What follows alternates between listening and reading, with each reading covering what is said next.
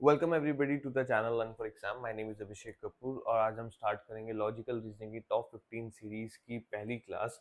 ये स्पेशल रहेगी बिकॉज इसके अंदर क्वेश्चन आंसर तो आपके होते रहेंगे प्लस इंपॉर्टेंट टॉपिक्स और कॉन्सेप्ट जो कि आपको करने चाहिए according to the point of view of CMAT exam सब कवर होंगे। स्टार्ट करते हैं आज की क्लास।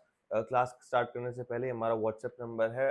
जो भी स्टूडेंट्स हमसे ऑलरेडी पहले से जुड़े हुए हैं उन्हें पता है क्या यूज़ है इसका, बट जो नए स्टूडेंट्स से देख रहे हैं बहुत यूजफुल रहेगा आपके लिए नंबर। हो सकता है आपके मार्क्स कम हो बट प्रोफाइल इतनी अच्छी हो कि आपको कोई टीयर 2 या टीयर 3 कॉलेज मिल जाए अकॉर्डिंग टू योर प्रोफाइल, जिसका आरओआई काफ़ी अच्छा हो, प्लेसमेंट्स अच्छी हो। तो आपकी मर्जी है अगर आप ड्रॉप लेना चाहें या आप टीयर 2 या टीयर 3 कॉलेज भी लेना चाहें, लेकिन ड्रॉप लेने से पहले कम से कम एक बार कंसल्ट करना बिकॉज कंपटीशन हर ईयर बहुत बढ़ रहा है। तो क्या ड्रॉप लेना चाहिए नहीं लेना चाहिए, हो सकता है कॉलेजेस काफ़ी अच्छे आपको मिल जाए, तो वो सब जानने के लिए हमारी टीम से आप कनेक्ट करें। बहुत साल के एक्सपीरियंस और एक वेरीफाइड डेटा के बाद हम स्टूडेंट्स की हेल्प करते हैं। हमारे उनके उनके क्वेश्चंस का जवाब इसलिए दे पाते हैं क्योंकि हमारे पास एक डेटा होता है और हर चीज़ जेन्युइन रहती है। स्टार्ट करते हैं। पहला सवाल है हमारा सीक्वेंस और सीरीज का। बहुत इंपॉर्टेंट क्वेश्चन है, बहुत इंपॉर्टेंट टॉपिक है। सीक्वेंस सीरीज हर स्टूडेंट ने करी हुई होगी जो लॉजिकल रीजनिंग ऑलरेडी पढ़ रहा है। बट क्वेश्चन तो ये हो जाएगा, बट हमें पहले ये देखना पड़ता है, मैं आपको बताऊं कि कितने तरह की सीक्वेंस या कितने तरह की सीरीज के कौन कौन से टाइप की आपके एग्जाम में आ सकती है। अगर मैं पहली बात करूं तो हो सकता है आपका प्लस में आ जाए, माइनस में आ जाए, डिवाइड में आ जाए, मल्टीप्लाई में आ जाए, स्क्वायर रूट हो गया, नहीं सॉरी स्क्वायर हो गया, क्यूब क्यूब हो गया, स्क्वायर रूट हो गया, क्यूब रूट हो गया, देन आपकी एन की कोई भी सीरीज। ये होते हैं आपके कुछ टाइप के जो कि बहुत कॉमन आते हैं।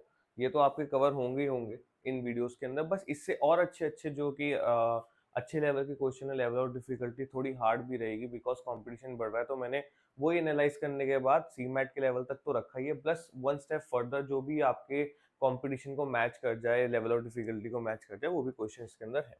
ये तो आपके रहे नंबर के। जो नंबर्स वाले क्वेश्चन आते हैं, एक आते हैं अल्फाबेट वाली सीरीज, राइट। अल्फाबेट में क्या होते हैं, वोवल या कॉन्सोनेंट्स होते हैं। हो सकता है वोवल आपका एक अगला लेटर आ जाए, 3-4 लेटर बाद का आपको लिख दे, या कॉन्सोनेंट आपका माइनस में चला जाए, या माइनस हो जाए प्लस हो जाए, दोनों माइनस हो सकते हैं, दोनों प्लस हो सकते हैं। अब ये वोवल और कॉन्सोनेंट का मैं क्या कह रहा हूँ, मतलब क्या है, सपोज मैंने एक वर्ड ले लिया, ये आपका ए बी सी, करेक्ट। इसको उन्होंने क्वेश्चन ने कहा ए बी सी को जो है हम इसको रिलेट कैसे कर रहे हैं, हम इसको रिलेट कर रहे हैं ऐसे, एबीसी को हम बीसीडी लिख रहे हैं। तो हम साफ साफ देख सकते हैं कि ए जो है वो अगला बी हो गया, दैट इज प्लस में चला गया, बी भी प्लस में चला गया, सी भी प्लस में चला गया। तो ये आपकी हो गई प्लस की सीरीज। अगर वो कहें कि अब मैं एबीसी को क्या लिख रहा हूँ, एबीसी को मैं लिख रहा हूँ जेड, तो इसमें आप क्या देख सकते हो कि ए तो आपका प्लस में गया जेड में, राइट, माइनस की सीरीज। बट बी आपका क्या गया, आपका -2 में चला गया, कि ए भी आ गया, जेड भी आ गया। सी आपका -3 में चला गया, ठीक है, देखिए बी भी आ गया, ए भी आ गया, जेड भी आ गया। तो सीरीज चल गई -1 की, -2 की, -3 की। तो ऐसी सीरीज आपकी सब कवर होंगी ये वाली वीडियोस में। जो आपने टॉपिक आज तक देखे भी नहीं होंगे या सुने नहीं होंगे, वो भी मैं ऑलरेडी लेके आऊंगा, जिससे आपकी हेल्प हो। कंपटीशन अगर इस बार का पेपर और थोड़ा टफ चला जाए तो आप कवर कर पाओ। ठीक है, ये तो रही, मैंने आपको बताई सीक्वेंस और सीरीज कौन से टाइप की आती है। प्लस अब हम देखेंगे ये सॉल्व करने के लिए। सॉल्व आपके सामने है, आप इसके अंदर देखो क्या आपको लग रहा है। आपको पहला नंबर मैच करना है दूसरे से, दूसरा करना है तीसरे से। मैं अगर साफ साफ देख सकता हूँ कि मैं अगर 1 में इसको मल्टीप्लाई करूँ 2 से तो मेरे पास सेकंड नंबर आ जाएगा। अगर मैं 2 को 3 से मल्टीप्लाई करूँ तो मेरे पास थर्ड नंबर आ जाएगा। मैं अगर 4 से मल्टीप्लाई करूँ तो मेरा फोर्थ टर्म आ जाएगा। वैसे ही अगर मुझे फिफ्थ टर्म चाहिए, मैं अगर मल्टीप्लाई बाय 5 करूँ तो कितना आएगा, 120। समझे। अगर 1 है, 2 है, 6 है, 24 है, मैं अगर पहले नंबर को मल्टीप्लाई कर रहा हूँ 2 से तो सेकंड आ रहा है, 2 को सेकंड टर्म को 3 से मल्टीप्लाई करूँ तो थर्ड आ रहा है, थर्ड को फोर्थ से करूँ तो फोर्थ आ रहा है। वैसे ही फोर्थ को अगर मुझे फिफ्थ टर्म चाहिए तो मुझे फिफ्थ से मल्टीप्लाई करना पड़ेगा, जो कि आपका 120 है, करेक्ट। आपने एक बार पैटर्न समझ लिया तो आप बहुत आसानी से कर पाओगे। डोंट वरी, जिसको अगर बाई चांस नहीं भी आ रहे हैं, क्वेश्चन सॉल्व नहीं हो रहे हैं, तो ये वाले जो लॉजिकल रीजनिंग या क्वांट्स के मैं अगर ले लूँ क्वेश्चन, तो ये प्रैक्टिस के ऊपर बेस होता है। जितना आप ज्यादा करोगे उतना ज्यादा आपको क्वेश्चन सॉल्व हो पाएंगे। नेक्स्ट सवाल के अंदर अगर मैं आऊँ, ये तो फर्स्ट हो गया हमारा। सेकंड पे आते हैं। सेकंड है हमारा कि ट्री अगर कोडेड है तो प्लांट कैसे कोडेड होगा। ठीक है, आगे अब आपके कोडिंग के सवाल। कोडेड में क्या होता है, कोडेड में अगर आपको वर्ड है और कोई नंबर में कोड कर रहा है तो आपको पता होना चाहिए कि कितने अल्फाबेट होते हैं। हमारी इंग्लिश में कितने अल्फाबेट्स हैं। और हर अल्फाबेट को अगर मैं नंबर डिनोट करूँ तो क्या नंबर से डिनोट कर सकता हूँ। ये तो बहुत बच्चे सॉल्व कर लेंगे, जिनको नहीं पता कौन सा टोन एक बार बता दूं। सपोज हमारे पास अल्फाबेट है A B C D E F G, ये अल्फाबेट्स हैं। अगर मैं इनको नंबर में डिनोट करना चाहूँ तो सबको पता है ए जो हमारा है फर्स्ट अल्फाबेट है, तो इसको मैं 1 लिख सकता हूँ, बी को 2, सी को 3, डी को 4, 5, 6, 7। करेक्ट। वैसे ही मैं z को क्या लिखूंगा, z हमारा 26 है तो z हम डिनोट करेंगे 26 नंबर से। करेक्ट।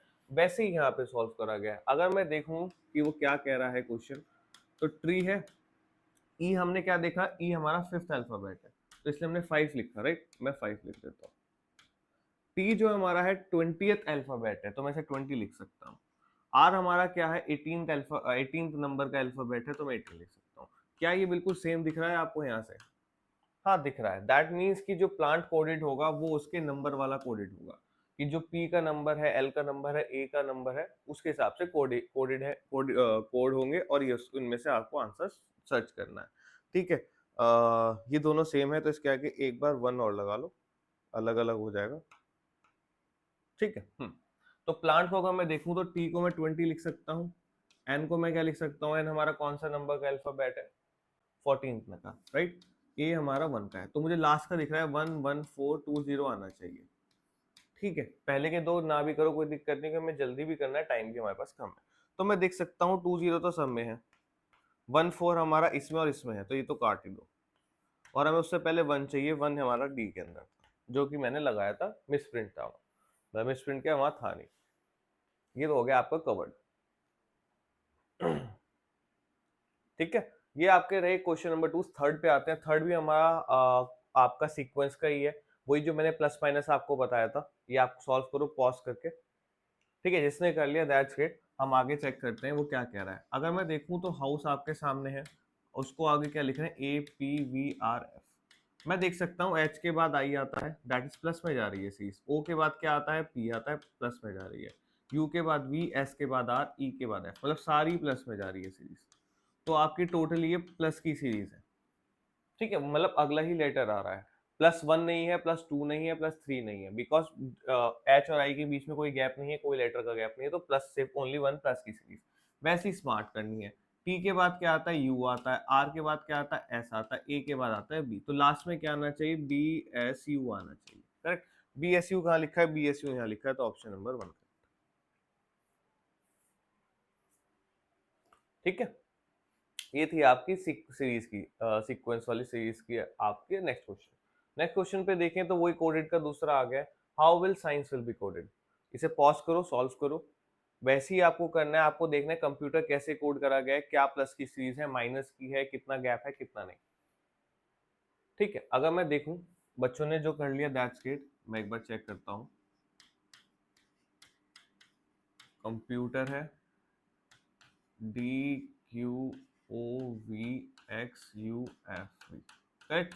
मैं देखूं तो सी के बाद डी आता है, प्लस ओ 11 ओ पी, मतलब +1 की सीरीज है, पी क्योंकि बीच में गैप है। ठीक है। एम के बाद क्या आता है, एन आता है, दैट इज +1 की सीरीज चल रही है, तो आपका क्या आएगा, +1 की सीरीज। ठीक है। Q R S T U, मतलब +5 यहाँ पे तो आ गया। ठीक है। +5 आ गया यहाँ पे बीच में। यू के बाद क्या आता है, +2 की सीरीज है। टी के बाद यू आता है, ई के बाद एफ आता है, आर एस टी +2 की सीरीज। ठीक है। वो आपके सामने ही लिखा है। मैं अगर साइंस को ऐसे ही कोड करूं तो साइंस में अगर मैं प्लस लेता हूं तो एस के बाद क्या आएगा, टी आएगा, सी के बाद क्या आएगा, डी आएगा। टीडी कहीं दिख रहा है, टीडी मुझे यहाँ दिख रहा है, ये तो हटा दो। करेक्ट। अब मुझे क्या देखना है, अब मुझे देखना है आपका नेक्स्ट वर्ड क्या आएगा। आई के बाद क्या आना चाहिए, एच आना चाहिए, ई के बाद क्या आना चाहिए, एफ आना चाहिए।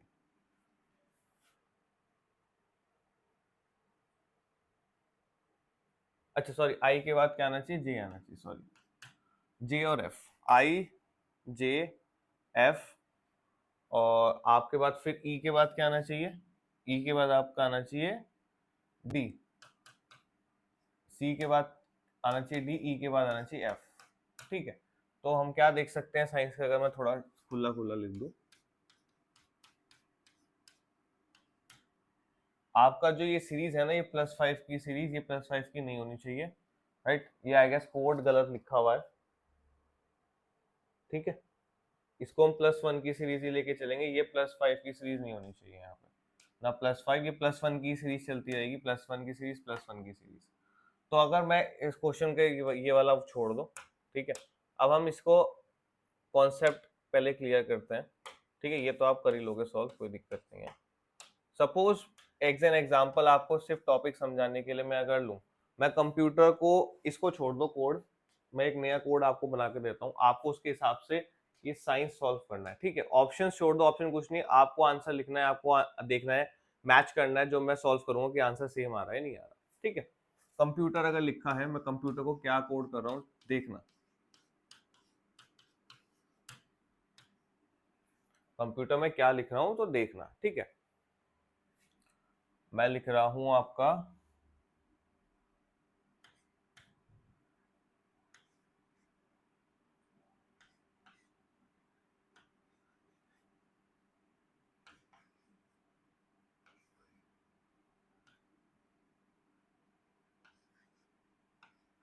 ठीक है। मैंने कंप्यूटर को ये कोड करा है, अब आपको ये सॉल्व करना है। ये थोड़ा एक डिफरेंट टाइप ऑफ क्वेश्चन हो जाएगा, आपका कॉन्सेप्ट भी क्लियर होगा, पर आप एक नया टाइप ऑफ क्वेश्चन भी चेक कर लोगे, ठीक है। उसे छोड़ दो, ये सब छोड़ दो, आपको बस कंप्यूटर अगर मैंने ऐसे कोड करा है तो आपको साइंस कोड करना है कैसे।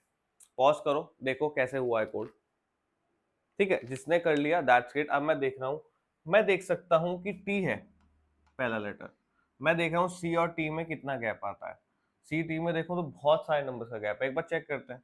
D E F G H I J K L M N P Q R S, ठीक है। कितने वर्ड का गैप है? 3 3 6 3 9 2 11 11 3 14 14 2 16, टोटल क्या है 16 लेटर्स का हमारा गैप है। वैसे ही मैं एक बार ओ और जी में चेक करता हूँ,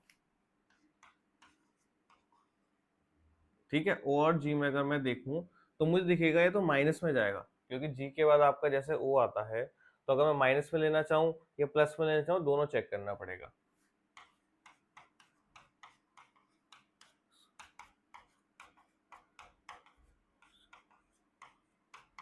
ठीक है। एफ आ गया, देखो कितने हैं, 3 3 6 3 9 3 12 12 3 15 15 2 17, इसमें है टोटल 17।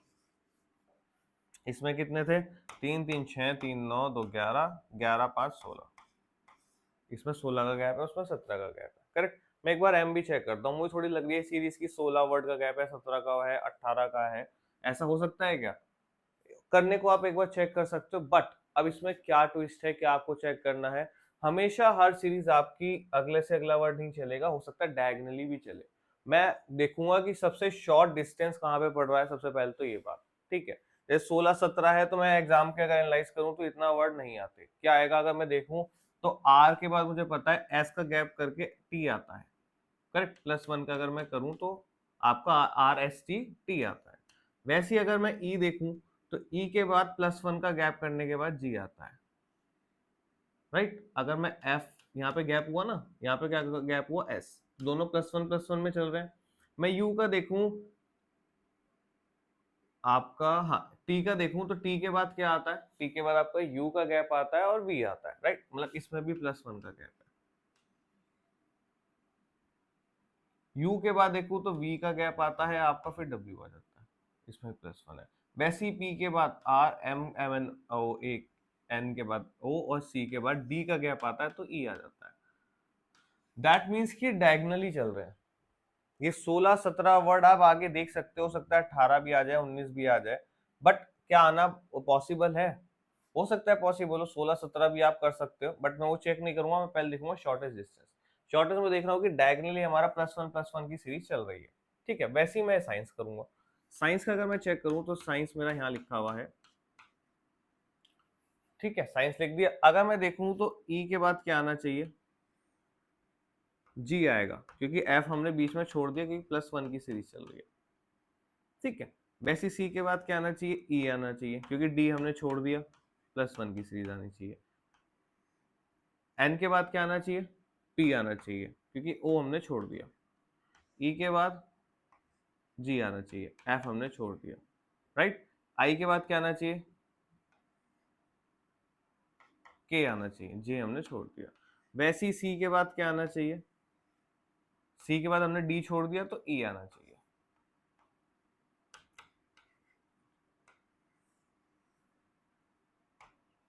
टी, एस के बाद हमने टी छोड़ दिया, यू आना चाहिए। तो साइंस को हम कैसे कोड कर सकते हैं, जी ई पी जी के ई और यू, ये आपका कोड हुआ। ये था एक सीक्वेंस और सीरीज का आपका कोडिंग कह लो या सीक्वेंस सीरीज कह लो, एक ही बात है इसके हिसाब से। तो वही है हमारा, अब हमने डायगोनली कोड किया तो हमें पता लग गया आंसर। हम अभी सिर्फ सामने ही सामने जो वर्ड्स लिखे हैं उसे कोड कर रहे थे, हमने डायगोनली करा तो हमारा आंसर आपके सामने। तो डायगोनली भी चेक करना है, शॉर्टेज डिस्टेंस पहले चेक करना है, ठीक है। नेक्स्ट क्वेश्चन पे आते हैं। ये हमारा रिलेशन का क्वेश्चन है, सब पॉज करो, आप करो सॉल्व, आसान क्वेश्चन है, ठीक है। जिसने कर लिया दैट्स ग्रेट, हम पहले एक एक लाइन से करते रहेंगे। उसने कहा है P is the father of Q, P जो है क्यू का फादर है, Q is the mother of R, Q जो है आर की मदर है, ठीक है, मदर, पी जो है फादर, ठीक है,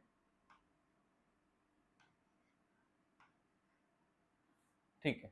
R is the sister of S, R जो है एस की सिस्टर है, तो मतलब क्यू भी एस की मदर हुई, राइट। ये आर सिस्टर है, दोनों सिबलिंग्स है, तो क्यू भी मदर हुई। अब उसने क्या कहा है कि how is P related to S, इन दोनों का रिलेशन बताना है, ठीक है। अब इसका मतलब है जो पी और एस का रिलेशन होगा वही पी और आर का रिलेशन होगा, ये दोनों सिबलिंग्स है। तो आर के साथ, आर अगर देखें तो पी कौन है, आर के हिसाब से पी कौन है, उनका ग्रैंडफादर है, क्योंकि वो मदर का फादर है, राइट। तो वो भी ग्रैंडफादर है, तो वैसे ही एस क्या होगा, एस के हिसाब से पी क्या होंगे, वो भी ग्रैंडफादर होंगे, ठीक है। ये था आपका क्वेश्चन नंबर 5। वैसे ही अगर आप जैसे अगर ऐसे आप डायग्राम बनाओगे, फैमिली ट्री कह लो, बनाओगे तो आपको जल्दी समझ आएगा। नेक्स्ट पे आते हैं 6 में देखें तो ऑड वन आउट करना है। हमारे पास सर्कल है, स्क्वायर है, ट्राइंगल है, सिलेंडर है। बताओ इनमें से क्या ऑड वन आउट होगा, पॉज कर लो, ठीक है। जिसने कर लिया दैट्स ग्रेट। सर्कल में हमारा है, सर्कल हमने एक बार शेप बनाऊं तो सर्कल है, स्क्वायर है, ट्राइंगल है, आपका सिलेंडर है, करेक्ट। मैं अगर देखूं जो बच्चे क्वांट्स करते हैं उन कर रहे होंगे, जियोमेट्री में भी अगर एक बार आप गए हो, चैप्टर करा हो, तो आपको साफ साफ दिख रहा होगा कि इसमें 3 जो फिगर्स हैं वो 2D फिगर्स हैं और एक आपका 3D फिगर है। तो 3D फिगर कौन सा है, वही ऑड वन आउट होगा। तो 3D फिगर अगर मैं देखूं तो हमारा सिलेंडर है, ठीक है, हमारा सिलेंडर है, तो सिलेंडर हमारा डी हमारा ऑप्शन हो जाएगा, ठीक है। तो डी हमारा ऑप्शन आ जाएगा ऑड वन आउट का। तो आपको इसमें क्या पता होना चाहिए, ये तो आपने कर लिया, आपको पता होनी चाहिए कि 2D फिगर कौन से होते हैं और 3D फिगर कौन से होते हैं। मैं आपको कुछ 2D और 3D फिगर बता देता हूँ। जो बच्चे क्वांट्स में वीक हैं, जो कॉमर्स में नहीं, उन्होंने 11th में कॉमर्स के साथ मैथ्स नहीं लिया, मैथ्स थी नहीं, तो 2D में क्या था, 2D में आपका स्क्वायर हो जाएगा और रेक्टेंगल हो जाएगा, सर्कल हो जाएगा, ट्राइंगल हो जाएगा। वैसे इसमें क्या होगा, क्यूब, क्यूबॉइड, सिलेंड्रिकल शेप हो जाएगी आपकी, स्फीयर हो गया,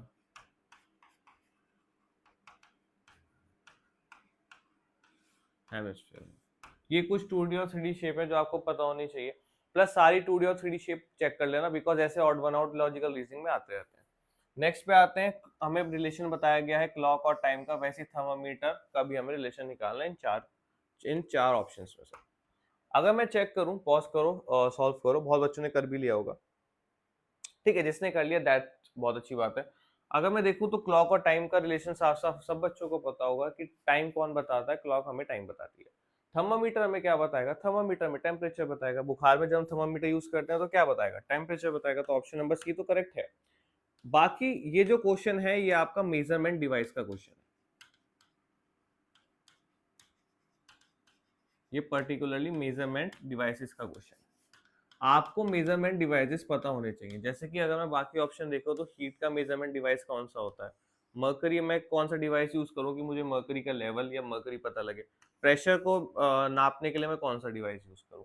डिवाइसेस आपको पता होने चाहिए, ये क्वेश्चन आते ही आता है, बहुत सालों से चलता आ रहा है। सेम नहीं बट मेजरमेंट डिवाइसेस का। हीट अगर मैं बात करूं तो हीट हमें कौन बताएगा, कैलोरीमीटर बताएगा। प्रेशर हमें कौन बताएगा, प्रेशर हमें बैरोमीटर बताएगा। ठीक है, हमें प्रेशर बता दिया, बैरोमीटर, कैलोरीमीटर में हीट बता दी। मर्करी कौन बताएगा, मर्करी का याद रखना बहुत सारे हैं ऐसे टूल्स जो मर्करी का लेवल या मर्करी में बताते हैं, जैसे कि बैरोमीटर भी मर्करी के लिए यूज होता है, और आपका आपका मर्करी गॉज भी होता है, वो भी मर्करी के लिए यूज होता है, मर्करी थर्मोमीटर है वो भी यूज होता है। वैसे 4-5 और हैं जो कि काफी डिफरेंट है नेम्स, वो भी आपको याद होने चाहिए। एक बार आप चेक करोगे तो आप याद रखना तो बहुत देखो मुश्किल है, लेकिन एक बार पढ़ लेना, क्योंकि अगर पेपर में आ गया बाय चांस तो आपको क्लिक कर जाएगा एकदम। बट मर्करी का पेपर में आना के चांसेस थोड़े कम है, क्योंकि बहुत सारे इसके मेजरमेंट डिवाइसेस होते हैं। नेक्स्ट आएगा तो स्टेटमेंट और कंक्लूजन हमें निकालना है। स्टेटमेंट कंक्लूजन में आपको पता होना चाहिए कि वेन डायग्राम कैसे बनाते हैं। वेन डायग्राम अगर आपने बनाना सीख लिया तो आप ये वाले क्वेश्चन बहुत आसान से सॉल्व कर पाओगे। पॉज करो, करो क्वेश्चन।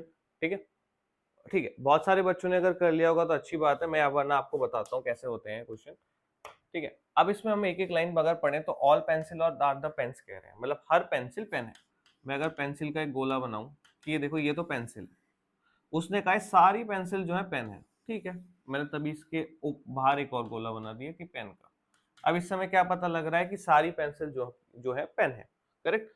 अब मैं नेक्स्ट लाइन पढ़ूंगा। नेक्स्ट लाइन में क्या कह रहा है, सारे पेन ना टूल्स है। अब उसने कहा है सारे पेन टूल्स है। पेन का गोला कहाँ बनाया था हमने, यहाँ बनाया था, तो मैं इसके बाहर एक और गोला बना दूंगा। ठीक है, अब आपने बना लिया स्टेटमेंट के हिसाब से हमने वेन डायग्राम बना लिया इसका, कि सारी पेंसिल पेन है और सारे पेन टूल्स हैं। दैट मीन्स कि अगर A is equals to B है और B is equals to C है, तो A is equals to C automatically हो जाएगा। A is equals to C मतलब कि सारी पेंसिल भी अब टूल्स है, क्योंकि वो उसके अंडर आ रही है। करेक्ट। अब मैं कंक्लूजन देखता हूँ। कंक्लूजन हमें क्या कहता है, क्या सारी पेंसिल टूल्स हैं? हाँ टूल्स हैं, मैंने अभी जैसे बात करी, क्योंकि पेंसिल का गोला अंदर है, टूल का गोला बाहर है, तो हमने टिक मार दिया। सम टूल्स आर पेन, क्या कुछ टूल है जो सिर्फ पेन है? हाँ बिल्कुल, क्योंकि हर पेन तो देखो टूल है, बट हर टूल पेन नहीं है, ये गैप आप देख रहे हो। इसका मतलब यही है कि सारे टूल हमारे देखो पेन नहीं है, लेकिन सारे पेन टूल्स है। तो ये भी आपका करेक्ट ऑप्शन कौन सा है, बोथ 1 and 2 फॉलोस। अगर आपने वेन डायग्राम बना लिया तो आप ये वाले क्वेश्चन सॉल्व कर सकते हो। नेक्स्ट आएंगे वो ये हमारा है डायरेक्शन का क्वेश्चन। वो कह रहा है कि अमन नॉर्थ गया, ईस्ट गया, वेस्ट गया, उसकी स्टार्टिंग पॉइंट से डिस्टेंस बता दो। कोई इशू नहीं है, बता देंगे। हम पहले लेंगे कि हमारा देखो ये तो नॉर्थ है, साउथ है, वेस्ट है और ईस्ट। ठीक है, पॉज करो, क्वेश्चन सॉल्व करो, ये रहे आपके ऑप्शंस। जिसने कर लिया है अच्छी बात है, जिन्होंने नहीं करा कोई बात नहीं, देखते हैं। अमन है यहाँ पे, अमन खड़ा है यहाँ। अमन ने क्या किया, 5 किलोमीटर नॉर्थ किया, फिर 4 किलोमीटर ईस्ट किया, ईस्ट वहां पे है, 4 किलोमीटर ईस्ट किया, 2 किलोमीटर साउथ किया। अब वो कह रहा है यहाँ से लेके यहाँ तक की, यहाँ का डिस्टेंस बताओ। क्या बता पूछ रहा है वो, कि यहाँ तक का यहाँ से डिस्टेंस बताओ। जो बच्चे क्वांट्स करते हैं इसके अंदर आपको पाइथागोरस थ्योरम लगी हुई दिखाई दे रही होगी आपको, लेकिन एक शेप बनानी पड़ेगी जिससे आपको पाइथागोरस थ्योरम लगे, आपको क्लैरिटी हो। ठीक है, अब बताओ लग रही है कुछ? ठीक है, जिन्होंने पहचान लिया बहुत अच्छी बात है, वरना ये देखो अगर मैं यहाँ से यहाँ लाइन जोड़ दूं तो कोई दिक्कत है? कोई दिक्कत नहीं है, ये तो पूरा एक रेक्टेंगल बन जाएगा। इसका क्या डिस्टेंस होगा, इसका 4 होगा, क्योंकि ऊपर भी आपका 4 है। करेक्ट, क्योंकि इंटरसेक्शन नहीं हुआ तो उसको मैं 4 लिख सकता हूँ। अब मुझे पता है ये तो 2 है, क्योंकि यहाँ 2 लिखा है, टोटल 5 है, ये कितना होगा, ये 3 होगा। तो मैं पाइथागोरस लगा के कर सकता हूँ, परपेंडिकुलर का स्क्वायर, बेस का स्क्वायर, उसका अंडर रूट, राइट। तो उसका फॉर्मूला क्या है, मैंने 4 का स्क्वायर ले लिया और उसके बाद मैं ले लिया 3 का स्क्वायर। तो 4 का स्क्वायर होता है 16, 3 का स्क्वायर होता है 9, उन दोनों का अंडर रूट ले लिया तो 25 हो गया। 25 का अंडर रूट क्या होता है, 5 होता है। ठीक है, तो आंसर क्या आएगा आपका, 5 है। वही है, अगर आपको पाइथागोरस थ्योरम आती है, और 99% क्या होता है डायरेक्शन के क्वेश्चंस में आपकी पाइथागोरस थ्योरम लगती ही लगती है, तो आपको पता होनी चाहिए। नेक्स्ट पे आते हैं। नेक्स्ट है हमारा वही रिलेशन का, कि हैंड अगर ग्लव्स से रिलेट है वैसे फुट कैसे रिलेट होंगे। पॉज करके आप इसे सॉल्व करो। कर लिया, दैट्स इट। हैंड में मैं देखूं तो हैंड्स में हम जब ग्लव्स पहनते हैं हमें गर्माहट आती है। ठीक है, ग्लव्स क्यों पहनते हैं, कि हमारे हाथ गर्म रहे ठंड में। वैसे अगर मैं फुट की बात करूं तो फुट में आप देखेंगे कि चारों चीजें फुट में पहनी जाती हैं, शूज भी, बूट भी, स्लीपर भी, सॉक्स भी। बट सबसे नजदीक या सबसे एक्यूरेट अगर मैं बात करूं जो मैं यहाँ लिख सकता हूँ as a most convenient option, तो I will go for the socks, because socks हमें गर्माहट देती है। सॉक्स के बाद हम हो सकता है शूज पहन लें, बूट पहन लें, स्लीपर पहन लें, बट पहले क्या पहनेंगे? सॉक्स गर्माहट के लिए। चाहे घर में अगर मैं बेड पे बैठा हूँ, मुझे अगर पैरों में ठंड लग रही है तो मैंने सॉक्स पहन ली, तो वो गर्माहट दे रही है। तो सेम इसलिए मैं फुट में लिखूंगा सॉक्स। ठीक है, ये थोड़े ट्रिकी क्वेश्चन होता है, हो सकता है बच्चे वहां कह दे कि शूज भी पहनते हैं तो फुट में शूज पहन लिया, कि मैं तो सॉक्स ही नहीं पहनता जूतों के अंदर, तो मैं तो शूज लिख दूंगा। तो लिख सकते हो आप, कोई दिक्कत नहीं है, वो तो आपका गलत हो जाएगा, बस इससे ज्यादा कुछ नहीं होगा। 11th पे आते हैं। 11th हमें लिखा है कि a is equals to B, this है a square plus B square 40 है, a इंटू बी हमें निकालना है। ठीक है, हमें दो चीज दी हुई है, इसका रिलेशन निकालना है। मैं यहाँ लिख देता हूँ क्या कह रहा है। a प्लस बी हमें दिया हुआ है 80, मतलब 8 दिया हुआ है, और हमें क्या लिखा हुआ है? a square plus B square हमें दिया हुआ है 40। करेक्ट, दोनों चीज हो गई। अब इसे पॉज करो और इसे सॉल्व करो। ठीक है, हो सकता है आई होप बहुत बच्चों ने कर लिया होगा, बट मैं अगर कहूँ तो देखो, जो बच्चों को क्वांट्स आती है, थोड़ा भी पता हो 10th का, तो आपको दिख रहा है कि मैं a प्लस बी का a square plus B square कर सकता हूँ। एक फॉर्मूला होता है जिसे कहते हैं a प्लस बी का होल स्क्वायर। ठीक है, अगर मैं यहाँ लिख दूं कि स्क्वायर कर रहा हूं मैं बोथ साइड, जो हम 10th में बहुत करते थे, तो मैं a प्लस बी का जब होल स्क्वायर लिखूंगा और 8 का होल स्क्वायर लिखूंगा तो क्या आएगा? a square plus B square plus 2ab 64। मुझे पता है a square plus B square की वैल्यू क्या होती है? 40 होती है, लिखी हुई है। करेक्ट, मैं यहाँ 40 लिख दूंगा। 40 plus 2ab is equals to 64। अब हमें निकालना क्या था? हमें ab ही निकालना था। करेक्ट, तो मैं क्या ab की वैल्यू निकाल सकता हूँ? निकाल सकता हूँ। मुझे पता है अगर लेफ्ट हैंड से अगर कोई इक्वल के बाद राइट साइड में जाती है वैल्यू, या राइट साइड से लेफ्ट साइड आती है, तो सिर्फ क्या होता है? उनका साइन, उनकी साइन बदल जाती है। सपोज अगर 40 यहाँ लिखा है तो पॉजिटिव है, कुछ नहीं होता तो पॉजिटिव होता है, तो ये वहां जाके क्या हो जाएगा? नेगेटिव हो जाएगा। तो मैं क्या लिख सकता हूँ? 2ab 64 minus 40 that is 24। तो 2ab की वैल्यू क्या आएगी हमारी? 24। तो अब मैं अगर 2 को यहाँ लेना चाहूँ तो क्या आ जाएगा? डिवाइड हो जाएगा। तो ab की वैल्यू क्या आएगी आपकी? 12। करेक्ट, ab की वैल्यू क्या आ गई आपकी? 12। वही है, अगर आपको क्वांट्स के थोड़े अच्छे बहुत ही फॉर्मूले पता होंगे तो आप एलआर कर लोगे, क्योंकि देखो आपका क्वांट और एलआर ना बहुत लिंक रहता है। मैं वर्बल भी कहूँ तो वर्बल भी लॉजिकल रीजनिंग आपकी लिंक रहती है। सपोज जैसे हमने अभी एक रिलेशन का ये करा था, हैंड ग्लव्स, हो सकता है इसके अंदर वो आपकी कंट्रीज दे दे, आपने आपको एक कंट्री दे दी और उसकी कैपिटल लिख दी कि भाई देखो इंडिया जो है, ठीक है, इंडिया जो है वो उसकी कैपिटल दिल्ली है, तो भाई आपकी नेपाल का क्या होगा? एक क्वेश्चन ये भी आ जाता है। फिर आपका दूसरा क्वेश्चन आता है अपोजिट्स का, कि भाई देखो न्यू का अपोजिट होता है ओल्ड। वैसे आपको सिनोनियम्स एंटोनियम्स भी पता होने चाहिए। तो ये वर्बल का पार्ट है। वर्बल लॉजिकल रीजनिंग आपकी मिक्स रहती है, वैसी क्वांट्स और वर्बल वो लॉजिकल रीजनिंग मिक्स रहती है। तो आपको लॉजिकल वर्बल भी आनी चाहिए, क्वांट्स भी आनी चाहिए थोड़ी बहुत ही, कि आप लॉजिकल रीजनिंग कर सको। ठीक है, अब आता है हमारा नेक्स्ट क्वेश्चन जो कि होता है डायरेक्शन का। डायरेक्शन बहुत आसान है, अभी हमने करा था, करो आप सॉल्व दोबारा। इसमें भी पक्का देखना पाइथागोरस लगेगी कि डायरेक्शन में 99% पाइथागोरस लगती है। ठीक है, बहुत जिन्होंने कर लिया बहुत अच्छी बात है। हमें पता है यहाँ नॉर्थ है, यहाँ साउथ है, यहाँ वेस्ट है, यहाँ ईस्ट है। ठीक है, मैं देखूँ तो 10 किलोमीटर ईस्ट गया है, यहाँ बंदा है 10 किलोमीटर ईस्ट गया है, यहाँ से 5 किलोमीटर नॉर्थ चला गया, फिर 4 किलोमीटर वेस्ट चला गया, और 3 किलोमीटर साउथ हो गया। अब वो क्या कह रहा है आप, अब वो यहाँ से लेके यहाँ तक का डिस्टेंस मांग रहा है। बना दो भाई डिस्टेंस। अब इसके अंदर भी देखो कोई शेप बने, कोई पाइथागोरस लगे कुछ। अगर मैं इसको यहाँ मिला दूं तो कोई दिक्कत तो नहीं है। अब मैं यहाँ पाइथागोरस लगा सकता हूँ, 90 का एंगल बन गया, बिल्कुल बन गया। मुझे पता है ये कितना है, ये मुझे 4 दिया हुआ है, तो ये 6 भी 4 होगा, क्योंकि कोई इंटरसेक्शन नहीं हुआ। अगर टोटल 10 है और ये 4 है तो ये कितना आएगा? 6 आएगा। सेम अगर मैं देखूं, मैं इसको अगर ऐसे मिला दूं कोई दिक्कत नहीं है। मुझे पता है ये 3 है तो ये भी 3 होगा। टोटल ये 3 है, टोटल 5 है, ये कितना होगा? ये 2 होगा। अगर ये 2 है तो ये भी कितना आएगा? ये भी 2 आएगा। पता लगे 2 3 4 कहाँ से है? That's it. 6 आ गया, 2 आ गया, मुझे हाइपो लगानी है। तो अगर मैं ये वैल्यू लिख दूं कि 6 का स्क्वायर प्लस 2 का स्क्वायर चल जाएगा, चल जाएगा। 36 प्लस 4 लिख दूं, कोई दिक्कत नहीं। अंडर रूट 40 लिख दूं, कोई दिक्कत नहीं। और 2 रूट 10 लिख दूं तो भी कोई दिक्कत नहीं। तो शॉर्टेस्ट डिस्टेंस क्या है, 2 रूट 10 है। क्या मुझे ऑप्शन में दिखाई दे रहा है? नहीं दिखा रहा है। Oh my God.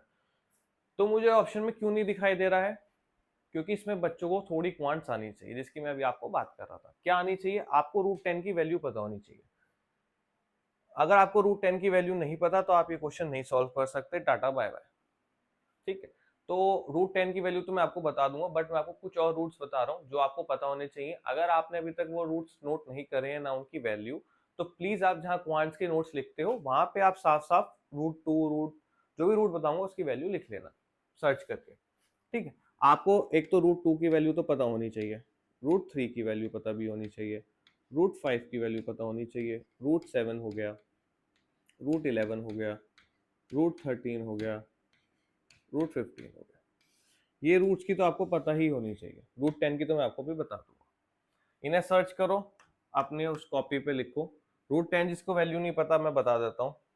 रूट 10 की वैल्यू आएगी आपकी 3.1 2 नहीं 6 2। ठीक है, अप्रोक्सीमेट 3.162 आएगी। ठीक है, तो अगर मैं मल्टीप्लाई करूं तो क्या आएगा, 2 2 4 2 6 12, 3 प्लस 6। तो ये किसके इक्विवेलेंट होगा? 6 के। 6.324 किसके इक्विवेलेंट होगा? 6 के। तो आंसर आएगा आपका 6। और ये 0.324 मैं 6 के ही क्यों लिया, 7 के क्यों नहीं लिया? तो बहुत, अगर जो बच्चों को याद हो 10th में जब टीचर्स पढ़ाते थे तो उनका ये था कि अगर पॉइंट की वैल्यू 5 से ऊपर है, अगर 5 6 है या 0.6 है 0.7 है, तो उसको हम अगले वाला नंबर डिनोट कर देते हैं। 6.56 होगा तो मैं 7 लिखूंगा। बट अगर 0.5 से कम है, अगर 0.4 है 0.3 है, तो मैं उसको पहले भी वाला भी लिख सकता हूँ, टोटल 6 लिख सकता हूँ। तो ये कॉन्सेप्ट होता है। तो आपका आंसर आएगा 6। नेक्स्ट क्वेश्चन की बात करें तो वेन डायग्राम का क्वेश्चन है, अभी हमने सॉल्व करा था। ट्राई करो सॉल्व करने का और आंसर बताओ। ठीक है, बहुत बच्चों ने कर लिया होगा। वेन डायग्राम क्वेश्चन हमने भी कराई था। हम एक बार लाइन देखते हैं वो क्या कह रहा है। All dogs are animals. ठीक है, सारे डॉग्स आपके एनिमल, करेक्ट। वो क्या कह रहे हैं, सम एनिमल्स आर कैट्स। कुछ एनिमल हैं जो कि कैट है। अब आपको पता लग गया होगा कि जो मैंने कैट लगाई है वो एनिमल का ही इंटरसेक्ट करा है, रिलेशन बताया, डॉग्स का नहीं बताया, बिकॉज यहाँ पे कैट्स और डॉग्स का कोई रिलेशन नहीं है, इसलिए मैंने कैट छोटा सा एनिमल के साथ लगाया क्योंकि यहाँ सम लिखा था। करेक्ट। वैसे अगर मैं कंक्लूजन की बात करूं तो सम डॉग्स आर कैट्स हैं।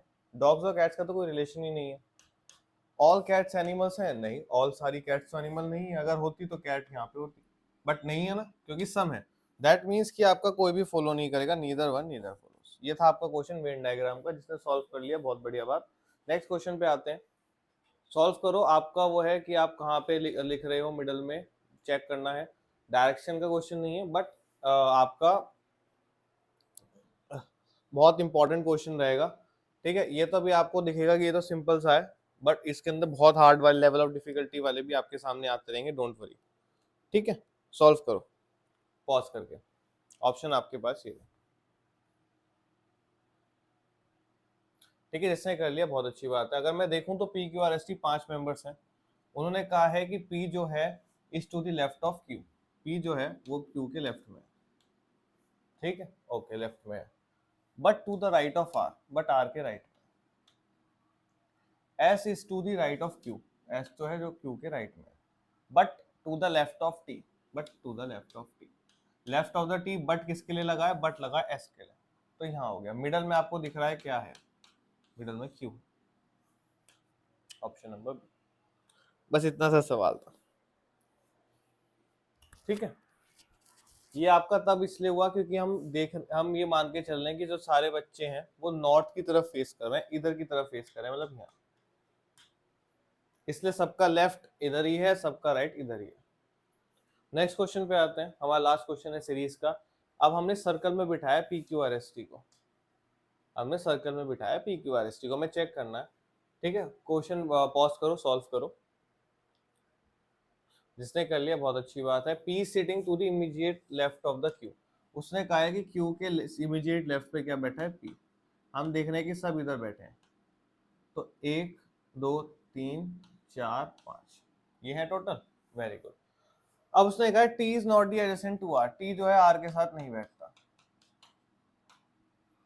S is between R and T, R and T के बीच में एस है। अगर मैं देखूं तो आर एंड टी के अंदर एक ही है पोजीशन जहां पे मैं बिठा सकता हूं, वो की है यहाँ पे एस, तो एस तो यहाँ फिक्स हो गया, करेक्ट। अब आर टी किसी भी साइड हो सकते हैं, इसलिए मैंने स्लैश लगा के आर टी दोनों लिखे हैं, क्योंकि हमें ये सामने नहीं बताया।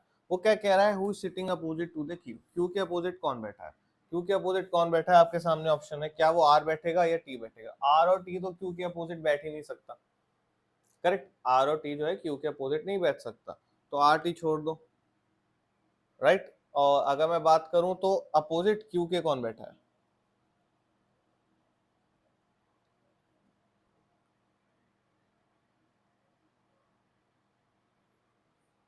ठीक है। क्यू के अपोजिट अगर हम देखें तो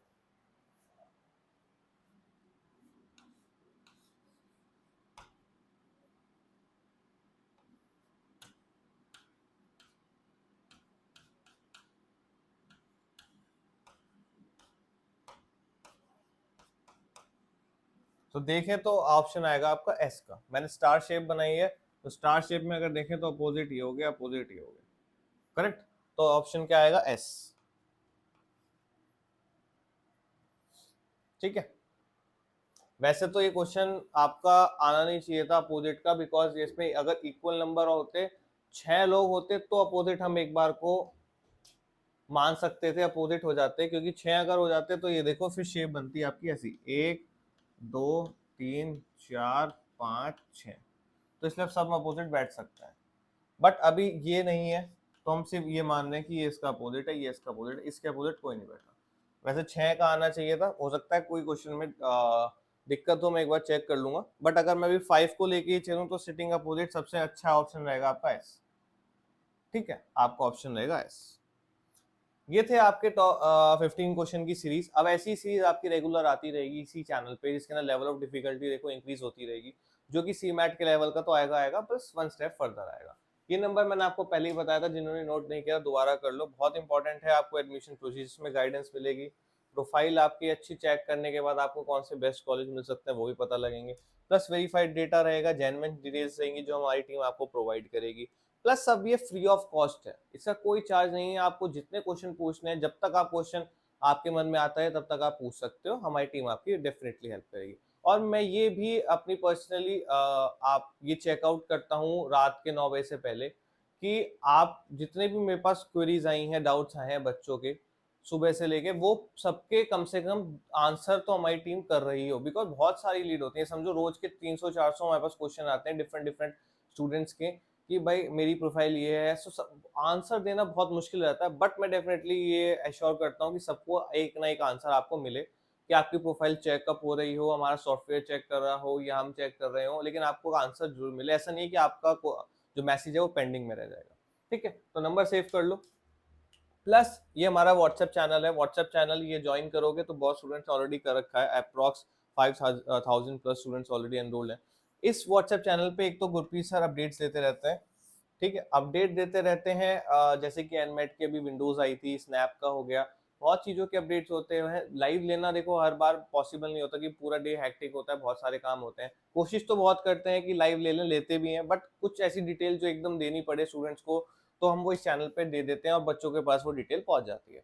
प्लस इंपॉर्टेंट टॉपिक्स की आप इस तरह के क्वेश्चन और करो, ये स्टूडेंट्स भी हमें इसी चैनल पे बताते हैं कि ये टॉपिक्स हमें समझ नहीं आ रहा है, इसकी वीडियो बनाओ, तो वो सब इसके अंदर ऑलरेडी चैनल में होता रहता है, तो इसे एनरोल करना मत भूलना। ये आपका QR कोड, ठीक है। और वीडियो अच्छी लगी हो तो लाइक करना, बिकॉज लाइक करोगे तो हमें पता लगेगा कि जो कंटेंट हम बना रहे हैं वो आपको अच्छा लग रहा है, आपको ऐसा कंटेंट और देखना है, तो मैं और बहुत सारी वीडियोस इसके ऊपर बनाएंगे। प्लस सब्सक्राइब करके रखना कि अगर मैं जो भी नई वीडियो लेके आऊँ वो आपको पता लगे। और प्लस जो जीके है, जीके भी ऑलरेडी मैंने चैनल पे कवर कर रखी है, जिसके अंदर आपका पॉलिटी हो गया, दिल्ली डायनेस्टी, मुगल एम्पायर, वो भी सब कवर्ड है। अगर आपको जीके पूरी कवर करनी है तो वो भी सीरीज जरूर देखना। Thank you.